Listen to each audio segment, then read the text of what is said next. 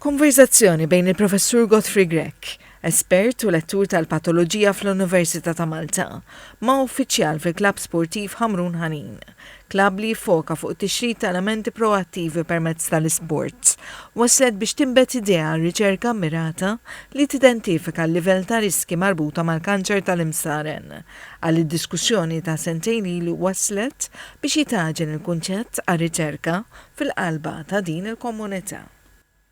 Iddu ħanibdew bl-sports communities, ħajkun hemm mobile unit li ħajkollu laboratorju żgħir fejn ħammorru in sports units nagħtu l-awareness kemm importanti biex nsibu l-tumur iktar bikri u anke biex nidentifikaw data u informazzjoni għall-infjammazzjoni tal-musrana. Il-Professur Grech qal li f'Malta kull sena jfeġġu madwar 300 għal 400 każ ġdid ta' kanċer fil-musrana.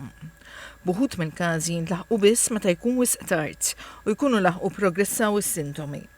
Il-Professur Grech qal li d-data hija kruċjali biex tgħin fl-identifikazzjoni ta' fatturi li possibilment qegħdin jikkaġunaw dan it-tip ta' kanċer. B'dan il-mod qal ikunu evitati proċeduri mediċi mingħajr bżonn bħal kolonoskopji u risorsi prezzjużi jkunu indirizzati għal min verament għandu bżonn il-kura. Musrana ovvjament għandek il-lining tagħha jista' tkun infjammazzjoni partikolari, infjammazzjoni kronika, jista' jkun hemm żbilanċ fil-mikrobi li għandna fl-intestini. Ġifieri hemm ħafna kondizzjonijiet li nistgħu nħarsu lejhom biex inkun nistgħu nidentifikaw nies li qegħdin f'kundizzjoni li għandhom riskju għoli biex ikollhom tumur. Il-Professur Grech aċċenna li sistema ta' kura b'saħħitha u effettiva titjib biss jekk ir-riċerka u l-innovazzjoni jingħadu biex jagħtu priorità lil prevenzjoni fuq il-kura.